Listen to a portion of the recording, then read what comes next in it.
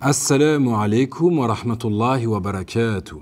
Bismillahir rahmanir rahim. Alhamdulillahi wa salatu wa salamu ala rasulillah wa ala alihi wa sahbihi wa man walah. Amma ba'd. Chers croyants, nous poursuivons cette série de cours de fiqh, de jurisprudence, sur le thème de la purification. Après avoir étudié dans les vidéos précédentes l'importance de la purification, les catégories d'eau pour les ablutions et les types de récipients, afin de poursuivre sur ce thème, nous verrons à travers cette vidéo tout ce qu'il est interdit de faire lorsqu'on se retrouve en état d'impureté. Je précise que l'ensemble de cette série portant sur le fiqh est tiré de l'ouvrage Al-Mulakhasul Fiqhi, le résumé de jurisprudence de Cheikh Al-Fawzan, qu'Allah le préserve, que nous essayons par cette modeste série de cours de synthétiser et d'adapter en vidéo afin que ce dernier soit profitable au plus grand nombre. Car la compréhension de la religion fait partie des meilleures œuvres. Et ceci est un signe de bien. Comme l'a dit le prophète sallallahu alayhi wa sallam, Man yuridillahu bihi khayran yufaqihu fid din. Celui à qui Allah veut du bien, il lui facilite la bonne compréhension de la religion. Sache, ô musulmans, que lorsque nous sommes en état d'impureté, qu'on appelle en arabe al-hadath, certaines actions nous sont interdites. Cette interdiction se divise en deux catégories. La première catégorie regroupe les actions interdites à faire pour celui qui est aussi bien en état d'impureté majeure que mineur. Et la deuxième catégorie regroupe les actions interdites à faire pour celui en état d'impureté majeure uniquement. Et à la fin, je vous résumerai le cours de manière simple, bi'iznillah, et je vous poserai une question pour vérifier votre bonne compréhension, incha'Allah. Expliquons brièvement ce qu'est l'état d'impureté majeure. C'est l'état qui nécessite de faire le rousl, les grandes ablutions. Et l'état d'impureté mineure, c'est celui qui nécessite de faire les petites ablutions. Commençons par la première catégorie, les choses interdites d'effectuer pour celui qui est aussi bien en état d'impureté majeure, al-hadathul akbar, qu'en état d'impureté mineure, al-hadathul asghar. Pour faciliter la compréhension, j'ai mis deux pictogrammes à l'écran. Celui avec la grosse goutte représente l'état d'impureté majeure qui survient après un rapport charnel, par exemple, et celui avec la petite goutte d'eau représente l'état d'impureté mineure qui survient après un gaz, c'est-à-dire une flatulence, ou après avoir uriné, par exemple. Mais nous verrons plus en détail ce qui amène la personne à l'état d'impureté majeure et mineure dans un prochain cours, Inch'Allah. Donc dans la première partie de notre cours d'aujourd'hui, nous allons voir ensemble les actions dont il est interdit d'effectuer aussi bien pour celui qui est en état d'impureté majeure que mineure. Première action qu'on ne peut pas faire lorsqu'on est en état d'impureté majeure ou mineure.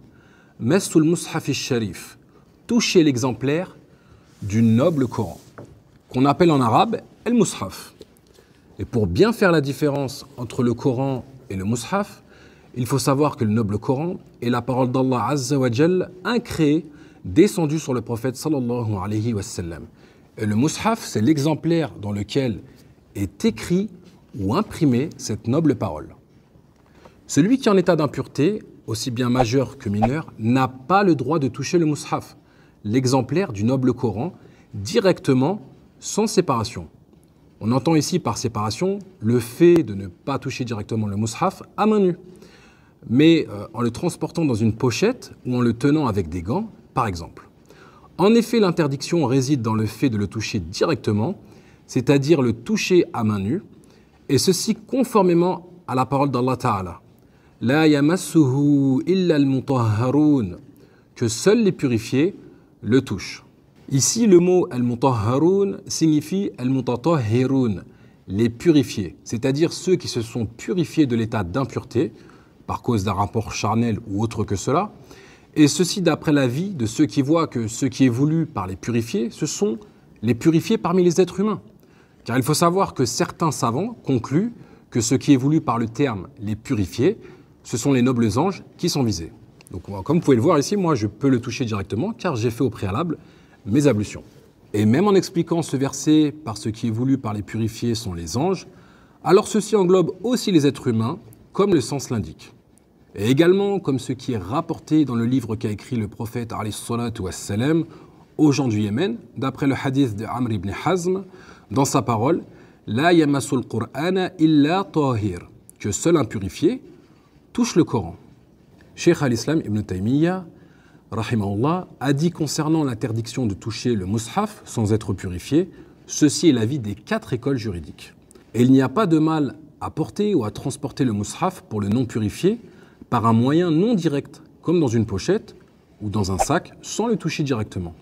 Et il n'y a pas de mal non plus à regarder dans le mushaf sans le toucher directement, comme par exemple lorsque le mushaf se trouve ouvert devant la personne, comme c'est le cas ici par exemple, ou alors qu'une tierce personne en état de pureté tourne les pages pour lui. Donc la personne peut le regarder, il n'y a pas de mal dans cela.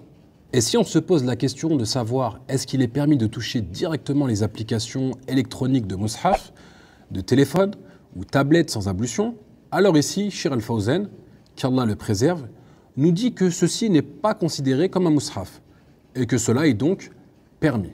Nous pouvons également nous demander si celui qui a un mushaf traduit en langue française par exemple, ou dans une autre langue que l'arabe, alors il faut savoir qu'il peut le toucher directement, même sans ablution, car ceci est considéré comme un tafsir, c'est-à-dire comme un exégèse du Coran, qui est une interprétation du Coran, une explication du sens relatif de ces versets.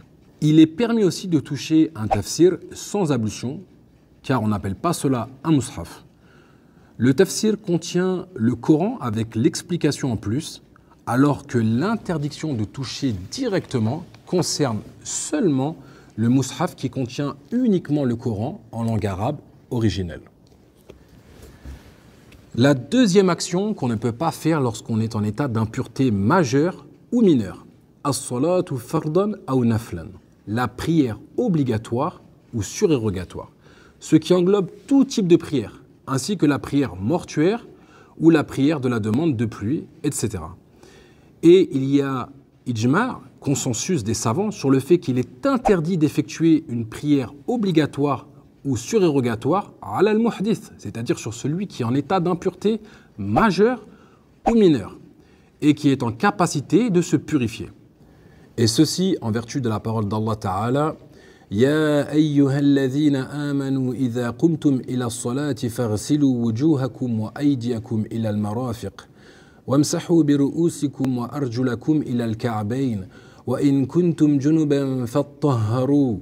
Ô vous qui avez cru, lorsque vous vous levez pour la salat, la prière, lavez vos visages et vos mains jusqu'aux coudes, et essuyez vos têtes, et lavez-vous les pieds jusqu'aux chevilles. Et si vous êtes en état d'impureté majeure, alors purifiez-vous. Et le prophète sallallahu alayhi wa sallam a dit La yaqbalullahu salatan bi ghayri tuhur. Allah n'accepte aucune prière sans purification. Ainsi que le hadith La yaqbalullahu salata ahadikum idha ahdasa hatta yatawadda. Allah n'accepte la prière d'aucun d'entre vous qui soit en état d'impureté jusqu'à ce qu'il fasse ses ablutions. Il n'est pas permis pour celui en état d'impureté, alors qu'il est en capacité de se purifier, d'effectuer la prière. Car effectivement, sans ablution, la prière n'est pas valide. Peu importe qu'il soit ignorant ou savant, qu'il ait oublié ou qu'il l'ait fait volontairement. Par contre, celui qui prie en état d'impureté, et ceci volontairement ou avec science, commet un péché et on le réprimande pour cela. Mais celui qui le fait avec ignorance ou par oubli, alors il ne prend pas de péché, mais sa prière n'est pas valide et il devra la refaire. La troisième action qu'on ne peut pas faire lorsqu'on est en état d'impureté majeure ou mineure, at-tawaf ou bil baytil atiq, le tawaf ou la circumambulation autour de la Kaaba, la maison sacrée. At-tawaf bil bayti salatun illa anna Allah abaha fihi al-kalam. Le tawaf autour de la maison sacrée est une prière, sauf qu'Allah a permis dans celle-ci la parole. Et le prophète alayhi salatu wassalam a certes fait ses ablutions avant d'effectuer le tawaf. Et il est authentifié de lui qu'il a interdit à la femme en période de règle de faire le tawaf jusqu'à ce qu'elle se purifie.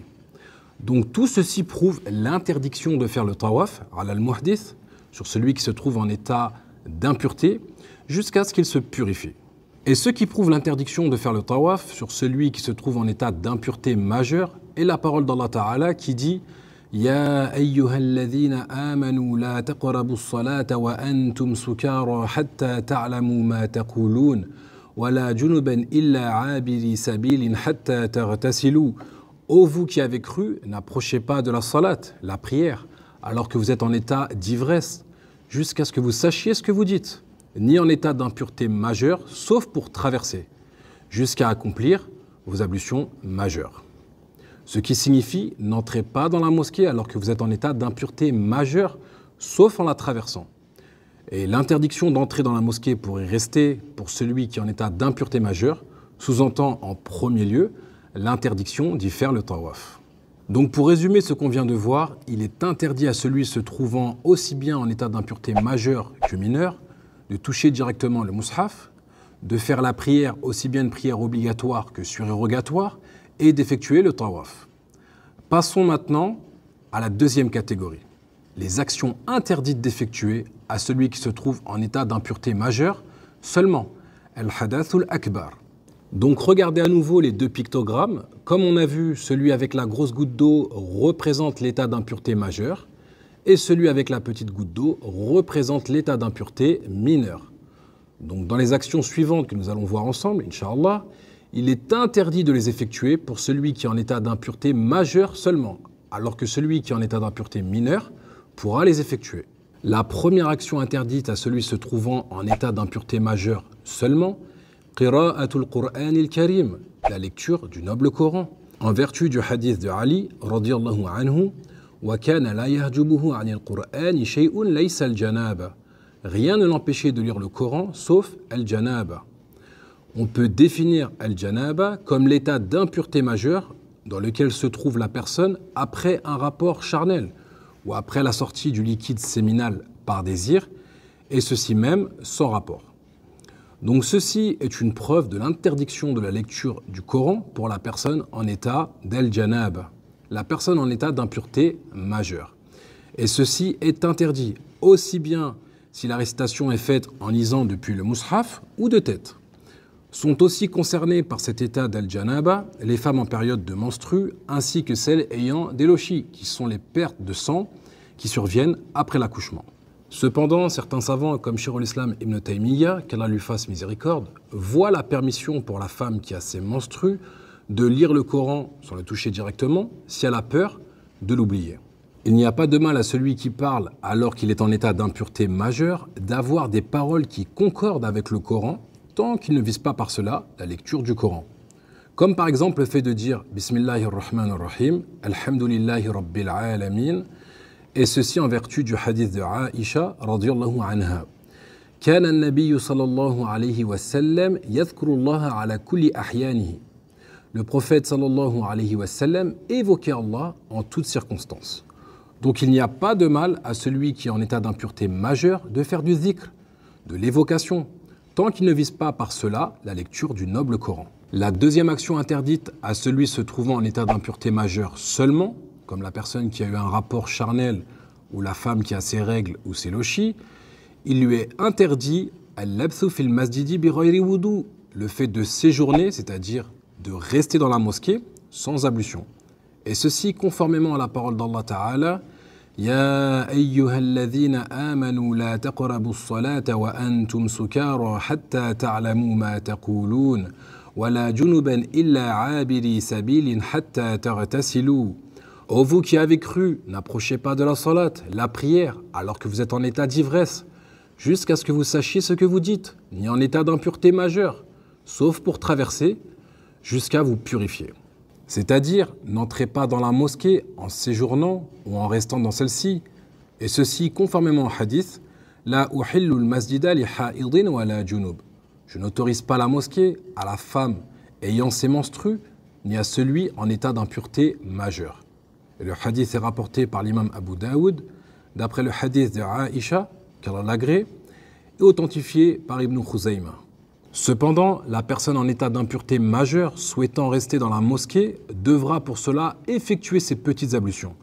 Il lui sera alors permis de rester dans la mosquée, et cela d'après la parole de Ata qui dit Ra'aytu rijalan min ashabi rasulillahi sallallahu alayhi wa sallam yajlisuna fil masjidi wa hum mujnibun idha tawadda'u wudu as-salah. J'ai vu des hommes parmi les compagnons du prophète sallallahu alayhi wa sallam s'asseoir dans la mosquée alors qu'ils étaient en état de grande impureté après avoir accompli leurs ablutions de la prière. La sagesse de faire les ablutions ici est d'alléger l'état d'impureté majeure. Juste pour précision, il faut savoir qu'il y a différents avis sur le fait de rester dans la mosquée en état d'impureté majeure, ainsi que sur les différents points vus précédemment. Mais nous nous en tiendrons dans cette vidéo à l'avis de l'auteur du livre, qui est Cheikh Al-Fawzan, qu'Allah le préserve, qui est l'interdiction de rester dans la mosquée, sauf après avoir fait au moins les ablutions qu'on fait pour la prière. Wallahu a'lam, et Allah est plus savant. Il est également permis à celui qui est en état d'impureté majeure de traverser la mosquée juste en la traversant, sans s'y asseoir, en vertu de la parole d'Allah Ta'ala, « Illa abiri sabil » sauf pour traverser, c'est-à-dire la traversant simplement pour en ressortir. Et l'exception d'une interdiction est une chose permise. Et également ce qu'on appelle Musalla al-Aïd, le lieu de prière où on effectue la prière de l'Aïd, il n'est pas permis à celui ou celle en état d'impureté majeure d'y rester sans ablution. Mais il est permis de la traverser dans cet état. Car le prophète alayhi salatu wassalam a dit « Wal-ya'tazilil huyyadul musalla » Toutefois, les femmes indisposées se tenaient à l'écart du lieu de prière. Maintenant, restez bien concentrés car je vais résumer le cours de manière très simplifiée par la permission d'Allah Ta'ala. Puis je vous poserai une question pour vérifier votre bonne compréhension, Inch'Allah. Nous avons vu qu'il est interdit d'effectuer certaines actions, aussi bien pour celui qui est en état d'impureté majeure que mineure, comme le fait de toucher le mushaf, l'exemplaire du noble Coran, et ceci dû à la noblesse du Coran, qui s'y trouve écrit à l'intérieur. Nous avons vu aussi l'interdiction d'effectuer une prière, qu'elle soit obligatoire ou surérogatoire. Et également l'interdiction d'effectuer le tawaf, qui est la circumambulation autour de la Kaaba, la maison sacrée. Donc, soyez purifiés de l'état d'impureté majeure et mineure, c'est-à-dire ayez les grandes et les petites ablutions avant d'accomplir ces actions. D'autres actions sont interdites seulement à celui se trouvant en état d'impureté majeure, comme la lecture du noble Coran, ou encore le fait de rester dans la mosquée ou dans le lieu de prière de l'Aïd, sans au moins avoir les petites ablutions. Donc soyez purifiés de l'état d'impureté majeure, c'est-à-dire ayez les grandes ablutions avant d'accomplir ces actions, et au moins les petites ablutions pour rester dans la mosquée. Nous finissons avec une question pour voir si vous avez bien compris le cours. Est-ce que celui qui est en état d'impureté majeure et mineure peut transporter l'exemplaire du noble Coran dans un sac sans le toucher directement? Et pour ceux qui veulent répondre à d'autres questions que je vous ai préparées, rendez-vous dans le lien qui se trouve dans la description pour pouvoir y répondre. Je vous donnerai la réponse à la question que je vous ai posée dans le prochain cours de la série, Inch'Allah. Qu'Allah nous facilite à tous le bien, nous donne la sincérité pour son noble visage et nous permette d'œuvrer conformément à sa législation. Innahu huwa as-sami'ul alim, il est certes l'audient, l'omniscient. Hadha wallahu a'lam, et Allah est plus savant. Wa sallallahu ala nabiyyina wa sallam.